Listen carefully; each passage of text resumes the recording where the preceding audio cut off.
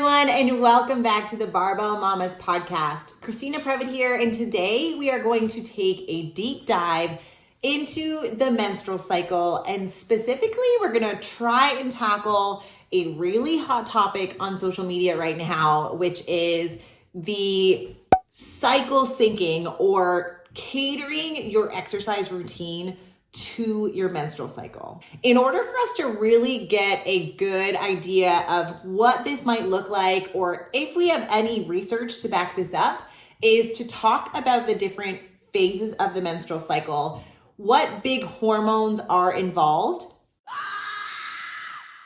and what does the research say about cycling to our hormones. Our menstrual cycle is on average for females, 28 days plus or minus 7 days. And it should be pretty rhythmic and pretty predictable. What I mean by that is that not everyone is going to have a cycle that is exactly 28 days. Some people are on 25 days cycles, some people are on 30-day cycles, but it should be pretty consistent within a day or so of getting it at the same time every month. When we are thinking about period health, and really for females, our menstrual cycle is a big vital sign for our health. We are looking for that consistency. If you have a cycle every 21 days, but it's consistent 21 days, that's great. If you have a cycle that's 33 days and you cycle 33 days consistently, that's great. When you're working with different obstetricians and gynecologists, or you are seeking help from a provider, they're going to want to see that regular rhythm. And so when they go out of rhythm, for example, one of your cycles is 21 days, and then the next one is 35 days, and then the next one is 28 days, and there isn't any of that consistency, that is when they may do a little bit more evaluation to see if there's anything going on with the hormones that trigger certain parts of our menstrual cycle that may be leading to some of that variability. Within the menstrual cycle, when we are thinking about our day one, that is the first day that we start bleeding. So if you are getting your period, that is day one of your menstrual cycle. And we use that in order for us, from a fertility perspective, to figure out from day one, when is it that we're going to be ovulating. So on average, individuals are going to bleed for 4 days-ish, plus or minus roughly 2 to 3 days. Again, you want to have that regularity for you of what that means. Some people are going to have heavier cycles. Some people are going to have lighter cycles. Your cycle will also change throughout your life. For example, when individuals first go through puberty, they become an estrogen surge, and periods tend to be heavier in our younger individuals, and it kind of mellows out a little bit to a steady rhythm as you get a little bit further from your first period. And then obviously as we get towards menopause, it'll start to ease off as estrogen concentrations in our body come down. And so you should be bleeding roughly 4-ish days. Some people it'll be 7, some people it'll be 3, but again, regularity there. When we're talking about research on the menstrual cycle, it can be kind of confusing because it can be broken down into 2, 3, or 4 phases. I really like the 4-phase model because it intuitively makes a lot of sense, I think, for people, and it's easier for us to kind of tease apart different parts of our menstrual cycle and what that might mean for how we're feeling. We have our menstruation, which is that 4-ish days that I've talked about. Then you're gonna have your follicular phase, leading into your ovulation phase, into your luteal phase. When you're thinking about ovulation, this is the period of time when an egg can be fertilized and you can get pregnant. That is usually on days 12 to 14 of your menstrual cycle. When individuals are starting to track their cycles, when they are trying to get pregnant, you're gonna start from day one of your period and go forward 12 to 14 days. And that's how you're gonna be able to track when you should be ovulating and when fertilization can take place. Each of these phases of your menstrual cycle have a specific hormone profile that happens that is it should be pretty regular, and it's actually a really neat, nuanced process that allows us to continue to have these opportunities to get pregnant month over month when individuals are in their fertility window. So when you are menstruating, this is when your estrogen and progesterone are at their lowest. When we are talking about hormone health and when we are talking about the menstrual cycle, we really are talking about three big hormones. And I'll bring up one other small kind of accessory hormone, but it's not really an accessory. We are talking about estrogen, progesterone, and testosterone. And all three of these sex hormones are extremely important for our menstrual health and our overall hormonal health.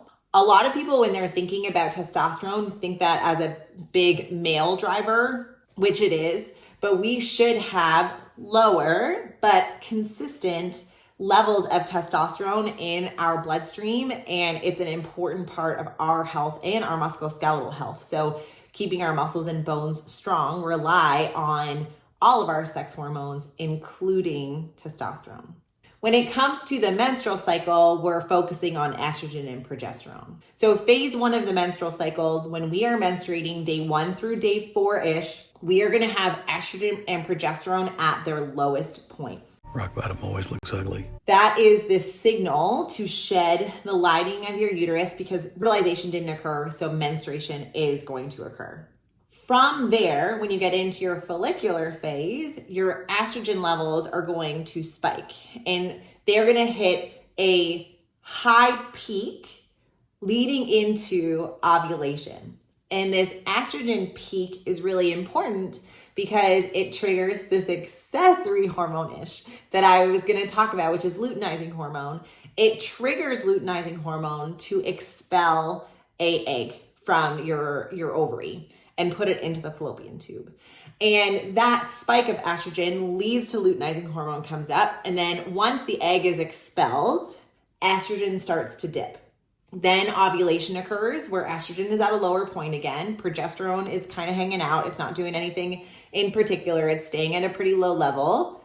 And then after ovulation, estrogen and progesterone go up again in hopes of, from our body's perspective, fertilization.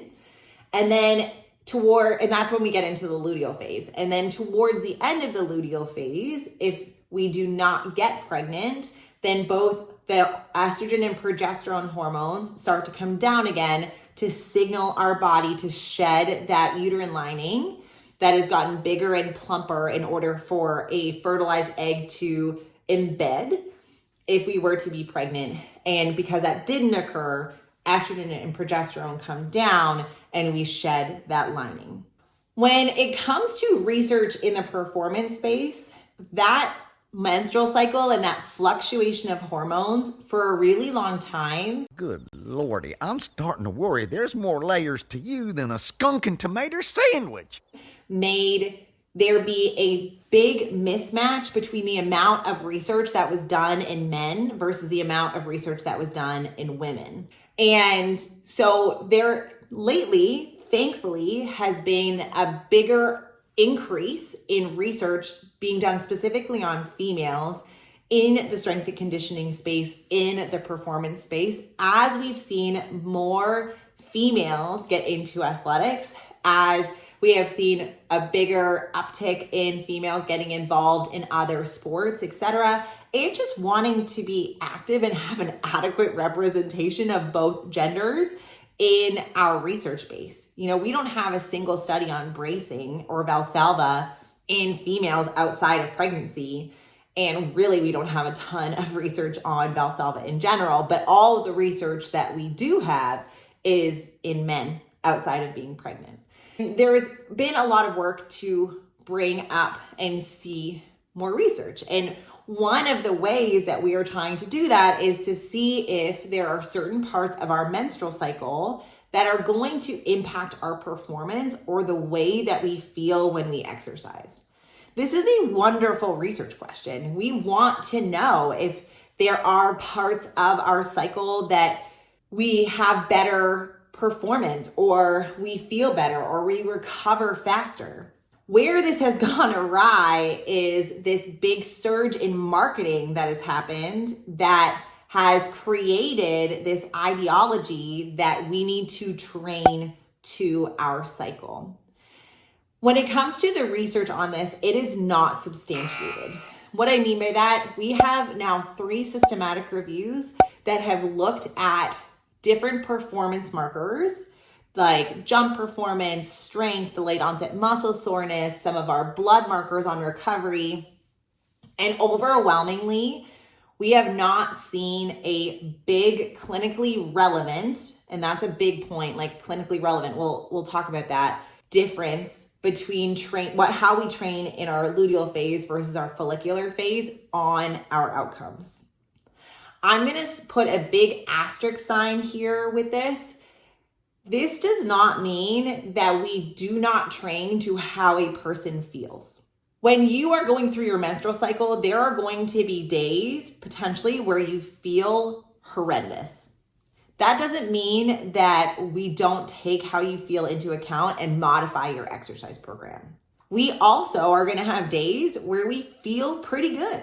And that doesn't mean that you don't take the opportunity of those days to maybe push it a little harder in the gym. We're absolutely going to do that. What this says is that we should not be doing just yoga in our follicular phase and only do high intensity in our luteal phase because we are respecting where our hormones are at throughout our menstrual cycle. We don't have evidence to support that. The other big exception is when individuals have menstrual disorders or fertility related conditions. So individuals with really significant premenstrual syndrome, PMS, or an even more significant premenstrual issue called premenstrual dysphoric disorder, PMDD, which is linked to really painful periods. We are going to have instances with those individuals where they're going to be probably taking a couple days off around their cycle. When we talk about cycle syncing, we are not talking about catering an exercise program to how individuals are feeling. This is similar to individuals with fertility-related conditions like cysts or endometriosis or polycystic ovarian syndrome, which can also be associated with really painful period cramps and other pain syndromes during different stages of their cycle. We are absolutely going to be catering to this. This is for a person who is having a regular menstrual cycle who does not have any of these conditions. We do not need to train in a different way based on their cycle. So objectively, based on how strong we are, how much we recover, what our recovery markers look like in our blood, we have no difference between what you're doing in your luteal phase and what you're doing in your follicular phase at this time.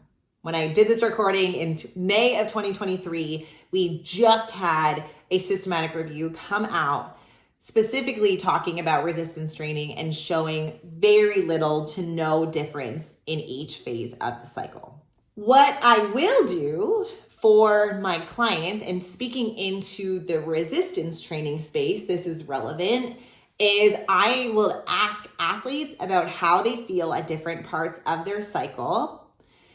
And then we are going to talk about weight gain throughout the cycle, because those are 2 things that are going to be really relevant for barbell athletes and something that we want to take into account that really is in the realm of normal deviations that individuals will feel throughout their cycle. Anecdotally, what we see on the performance side of things is that right before your period, almost everyone feels worse in the gym. Whether it's a little tiny dip that you barely notice, or you feel like you have to go down in your weights or in your activity 10 or 15% because you are just feeling really bad.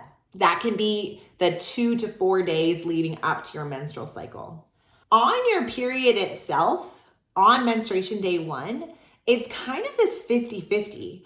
Some people actually feel a lot stronger at that time of their cycle, and others feel terrible. I think there's a large variation. Everyone is going to feel their cycle a little bit differently.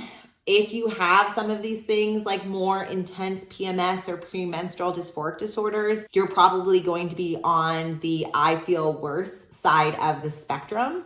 But it's important to acknowledge that, there is a lot of variability and some people feel great and some don't. In general, we also see that individuals tend to feel best around ovulation. And when we think about this from an evolution perspective, it kind of makes sense, right? Body image tends to be a little bit better. We feel a little bit leaner. And it's because our hormones are telling us that we want to get rowdy and we want to get pregnant. What that means is that we are going to want to feel better about ourselves so we can, peacock to the male of our species and want to engage in sexual activity around that time. From a performance perspective, we can then perform better, which is just kind of interesting to think about. When it comes to weight gain around ovulation, we tend to be at our lowest throughout the cycle. And sometimes I've spoken to nutrition coaches who will really map the cycle of their athletes who tend to have these big swings, because individuals who are on a cut, for example, may not think like they're losing weight, but it's because you're comparing where you're at in ovulation to right before your period. And when you're on your period, you tend to gain 4, 5, sometimes I've had individuals who gain upwards of 10 pounds around their menstrual cycle. And so it's not that you didn't lose weight. Maybe it looks like you only gained 7 pounds this month around your cycle, but it's because you've lost 3 pounds across your cycle this month. And then when you're at your next ovulation phase, you're going to be 3 pounds lighter than you were when you compare it to your last ovulation phase. And so that's a really interesting way that I've seen individuals kind of cater to their athletes around their menstrual cycle, but that doesn't mean that they're changing necessarily what their nutrition looks like during that time. When it comes to our barbell athletes, it's important to know what that weight gain is like. And it's also important to know how they feel with respect to performance. From a weight gain perspective, if you're working with CrossFitters, this isn't going to matter. But if you're working with wrestlers or individuals in karate or individuals who love powerlifting or weightlifting, we are in weight class sports. And what that means is if you know that your athlete gains 6 pounds around their menstrual cycle and their meet is around when their menstrual cycle would be, then they're going to have to cut a little bit differently for that meet than if it's in their ovulation phase. When we're thinking about their performance, it can be the same thing. If you know that they tend to feel really bad leading up to their period and they're going to be on their period or approaching their period around that meet, maybe you're a little bit more conservative with your selections, at least for number one, and say, we just want to get something up on the board. You tend to feel a little bit less strong these days, and we're going to make sure that we're catering to that. These are ways that we can take what the evidence is saying around strength with what our clients and athletes and individuals who love exercising are feeling and blend these two things. Individuals who are involved in sport can't step away from their sport for 2 weeks at a time out of a 4-week cycle. We just can't deload for 2 weeks and then continue the rest of the time. If you are a person who loves exercise for health and you feel better when you are doing yoga on your luteal phase or follicular phase and doing high intensity only around ovulation, and that makes you feel good, that's fine. I love that. My job is just to get individuals as active as we possibly can, because in our society, we don't have a too much movement problem. We have a lack of movement problem.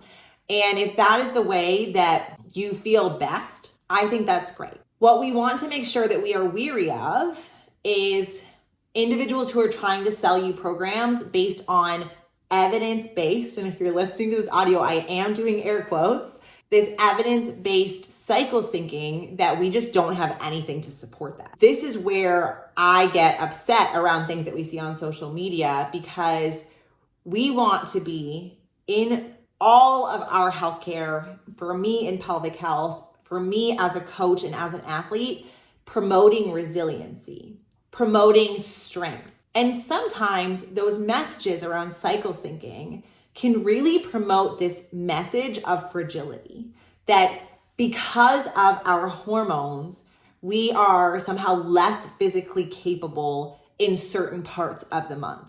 And that I am 100% opposed to, because that is not true. And we do not need more messaging telling us that we are fragile.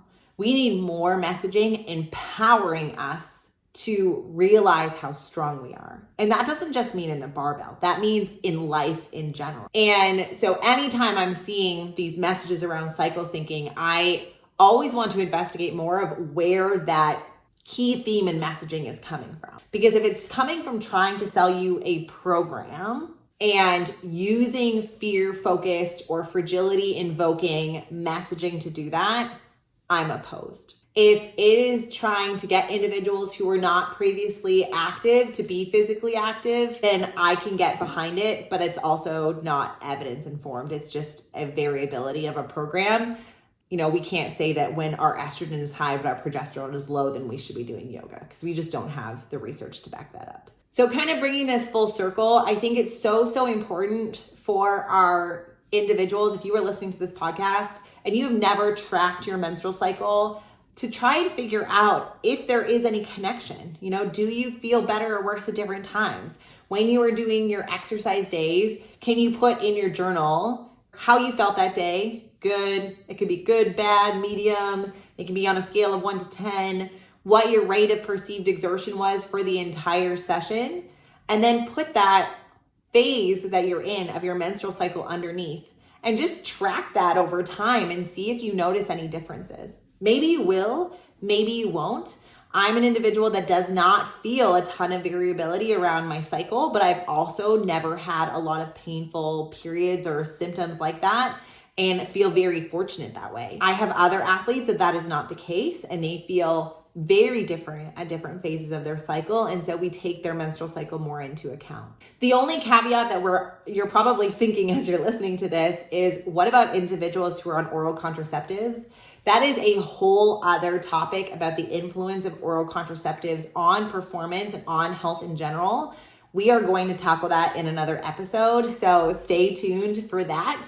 And all right, that is it for today's podcast. I hope you enjoyed the episode. If you have any other questions or thoughts around menstrual cycles or cycle syncing, please let me know. If the evidence changes, I will do an update and I will retract all the things that I'm saying. But as of May of 2023, when I publish this episode, we just don't have the evidence to back it up. So stay strong, make modifications to your menstrual cycle if you're feeling like crud one day or if you're feeling good the other, but you don't need to do anything specific based on the phase of your menstrual cycle.